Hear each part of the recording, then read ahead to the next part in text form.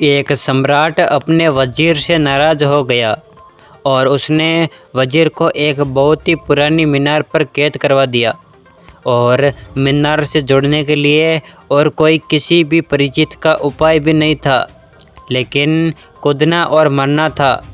मीनार सबसे बड़ी, कूदे तो मरे।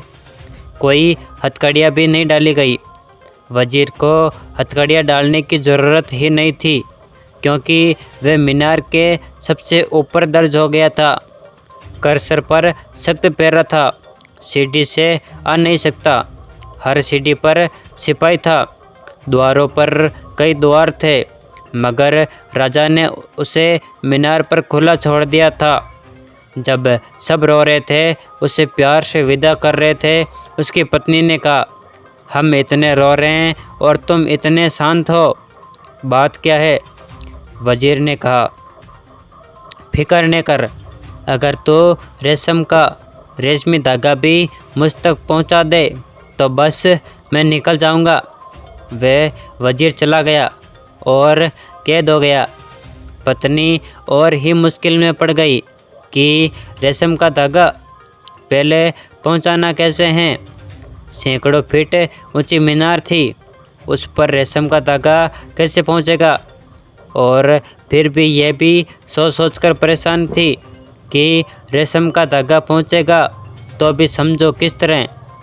रेशम के धागे बढ़ने का कोई हिस्सा भी नहीं है।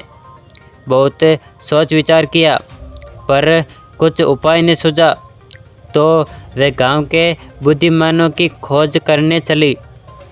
एक फकीर ने कहा कि इसमें कुछ खास मामला नहीं है।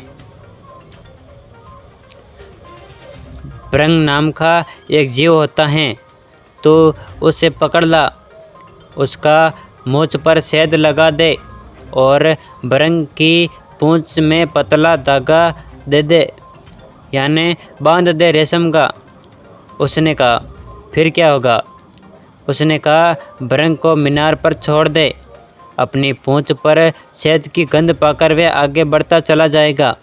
शहद नहीं मिलेगा, क्योंकि वह तो उसकी पूंछ पर हैं, तो वह आगे बढ़ता जाएगा और भृंग जब तक खोज नहीं करता तब तक रुकता ही नहीं है। तो फिक्र मत कर, वह ऊपर पहुंच जाएगा।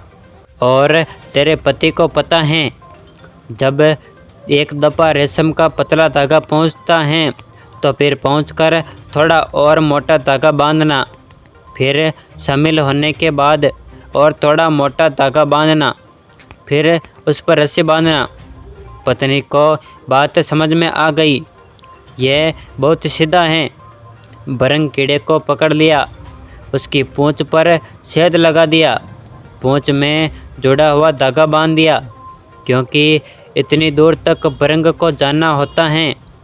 इतना लंबा धागा खींचा जाता है, जो घनाकार धागा था, और भृंग चल पड़ा एकदम। उसे तो गंध मिलने लगी प्यार की, तो वह पागल होकर चलने लगा। वह रुका ही नहीं, वह ऊपर पहुंच गया, और जब पति ने देखा कि भृंग उसकी चौखट के ऊपर हैं, तो उसने भृंग को पकड़ लिया। बस थोड़ी ही देर में रेशम से मोटी रस्सी से मोटी रस्सी और मोटी रस्सी से रस्सा बन गया। फिर क्या, उसका पति रस्सी से नीचे तक पहुंचा। यही सूत्र है परमात्मा तक जाने का।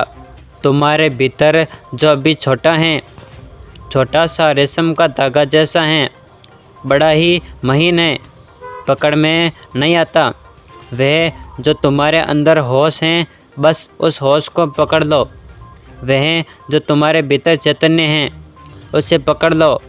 कुछ और ध्यान दे, इस होश के बारे में जानकारी को पकड़ने का नाम है। फिर उसे पकड़कर तुम चल रहे हो। जिस दिशा से ये आ रहा है, उसी दिशा में मुक्ति है, उसी दिशा में परमात्मा है। कहानी पसंद आई हो तो वीडियो को लाइक कर हमें फॉलो और सब्सक्राइब कर लीजिए, और इस वीडियो को अपने दोस्त, रिश्तेदार और जिसे भी आप सच्चे मन से चाहते हो उसके साथ ज़रूर भेज देना। और कहानी पूरी देखने के लिए बहुत बहुत धन्यवाद।